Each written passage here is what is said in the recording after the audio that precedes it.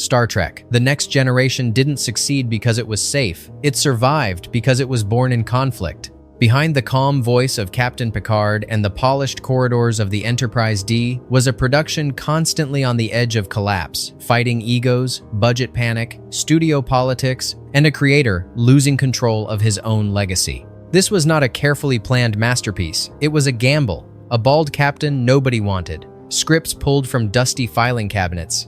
Actors nearly fired. Others nearly quitting. Entire characters created by accident, desperation, or outright rebellion. And yet, against every rule Hollywood lived by in the late 1980s, the show didn't just last. It redefined what intelligent television could be for an entire generation. What makes The Next Generation truly fascinating isn't the future it showed us on screen, but the chaos, fear, and power struggles that shaped it behind the camera. And once you see how it was really made, you'll never watch it the same way again. Number 10. The Captain nobody wanted almost killed the show before it began. Star Trek: The Next Generation came dangerously close to failure before a single episode ever reached the screen, and the threat wasn't weak writing or low budgets, it was the man standing on the bridge. Patrick Stewart was the exact opposite of what late 1980s American television wanted in a leading man. He was bald, British, formally trained in Shakespeare, and carried himself with quiet authority rather than boyish charm. Network executives were convinced viewers would reject him.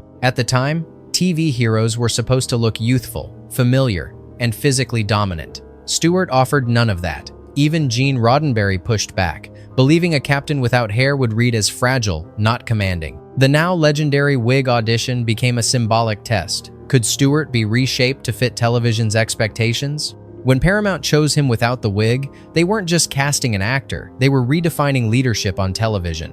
That single decision shifted the series away from flashy adventure toward moral weight, accountability, and consequence, setting a tone that would define the show's legacy. Number 9. The show survived by stealing from its own past.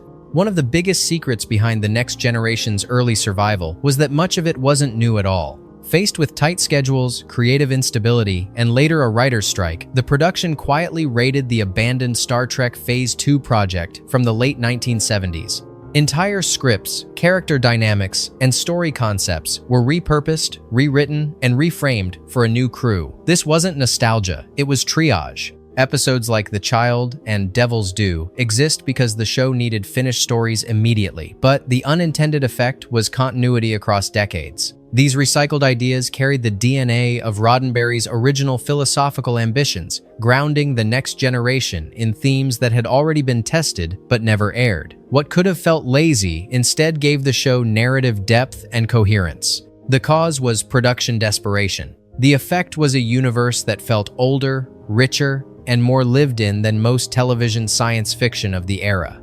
Number 8. Season 1 was a creative war zone. The calm, enlightened future viewers, remember, did not exist behind the scenes in Season 1. The writer's room was chaos. Scripts were rewritten overnight. Writers were fired or quit in frustration. At the center of the storm was Gene Roddenberry's strict rule. The main crew could not have meaningful personal conflict. His belief was philosophical humanity had evolved beyond ego and emotional friction. But television drama depends on conflict. Without it, stories became stiff, lifeless, and oddly bloodless. Writers found themselves unable to generate tension, and many walked away. The show nearly collapsed under its own ideals. Only when Roddenberry's influence weakened due to declining health did producers begin quietly bending the rules, allowing disagreement, emotion, and moral friction. The result was immediate improvement. The lesson was harsh but necessary. Ideals inspire stories, but conflict gives them life. The future only became believable once the characters were allowed to struggle.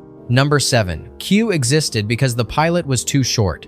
One of the franchise's most iconic characters was created for the least artistic reason imaginable: runtime. The pilot episode, Encounter at Farpoint, simply didn't have enough story to fill a 2-hour premiere. Rather than expand the mystery organically, Roddenberry bolted on a second storyline, a godlike being, placing humanity on trial. Q was never meant to be central. He was narrative padding. Critics initially saw him as unnecessary and derivative, but John Delancey's performance transformed Q into something far more dangerous: a mirror. Q wasn't just judging humanity, he was forcing Picard to defend it. Over time, Q became the philosophical spine of the series, repeatedly testing whether humanity deserved its own ideals. What began as desperation became structure. The cause was a production problem. The effect was a character who framed the entire series as a moral examination rather than simple science fiction. Number 6. Data's greatest enemy was almost his girlfriend. Data's journey toward humanity could have been trivialized early on. The original plan for a second android was a romantic counterpart, a safe, predictable exploration of artificial emotion. Brent Spiner recognized the danger immediately. Romance would have given Data shortcuts to humanity without forcing him to confront morality. Spiner pushed instead for a twin who possessed emotions but lacked ethics. Lore wasn't just a villain, he was a warning. He embodied the idea that emotion without responsibility leads to cruelty. This decision elevated Data from comic relief to philosophical anchor. Lore forced the show to ask harder questions. Is being human about feeling or about choice? The producers listened, and the shift paid off. Data's struggle became the heart of the series. The cause was an actor refusing easy storytelling. The effect was one of Star Trek's most enduring moral dichotomies. Number 5. The show trusted fans more than Hollywood ever would. In a move unthinkable today, the Next Generation accepted unsolicited scripts from the public. Thousands arrived each year, and every single one was read. This wasn't charity, it was a belief that the audience understood the universe deeply enough to contribute meaningfully. One of the series' most celebrated episodes, Yesterday's Enterprise, came from this open door. The policy created loyalty, not just viewership. Fans weren't passive consumers, they were potential collaborators. When legal fears finally shut the door in the early 2000s, something fundamental was lost. Star Trek had briefly practiced its own philosophy, a future built on inclusion and shared responsibility. The cause was trust. The effect was storytelling that felt authentic, unpredictable, and deeply connected to its audience. Number 4. Wil Wheaton didn't leave, he was pushed. Wesley Crusher's departure wasn't creative, it was political. Wil Wheaton was told he was indispensable to an episode and turned down a major film role as a result. Then he discovered the episode had been rewritten without him. The message was clear, loyalty was expected, flexibility was not. In Hollywood, control often masquerades as protection. Feeling betrayed, Wheaton chose to leave. The show lost a character, but more importantly, it revealed a truth about power behind the camera. Even on a show preaching optimism, leverage ruled. The cause was fear of losing control. The effect was a fracture that never fully healed. Number 3. Patrick Stewart never believed the show would last. Stewart lived out of suitcases for 2 years. He fully expected cancellation. Television, to him, was temporary. That mindset shaped his performance. Picard wasn't played as a long-term icon, but as a man constantly weighing consequences, as if every decision mattered because it might be his last. Ironically, that seriousness helped the show endure. What Stewart thought was a short detour became a defining legacy. The cause was low expectations. The effect was total commitment to every scene. Number 2. Whoopi Goldberg didn't audition, she demanded to belong. Whoopi Goldberg saw Uhura as a child and understood Star Trek's cultural weight. When she asked to join the Next Generation, producers assumed it was a prank. Only after LeVar Burton intervened did they believe her. Goldberg accepted reduced pay because Guinan wasn't a job, it was participation in a legacy. Her presence added historical memory to the show, a character who felt older than the ship itself. The cause was inspiration.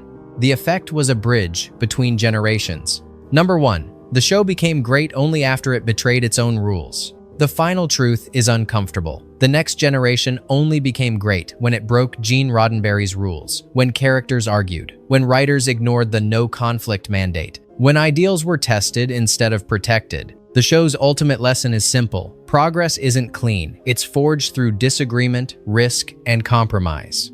The future works not because people are perfect, but because they choose to be better. And that is why, decades later, this series still matters.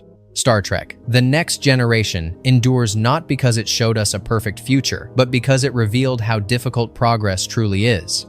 The series was forged through conflict, compromise, and courage, proof that meaningful change rarely comes from comfort or consensus.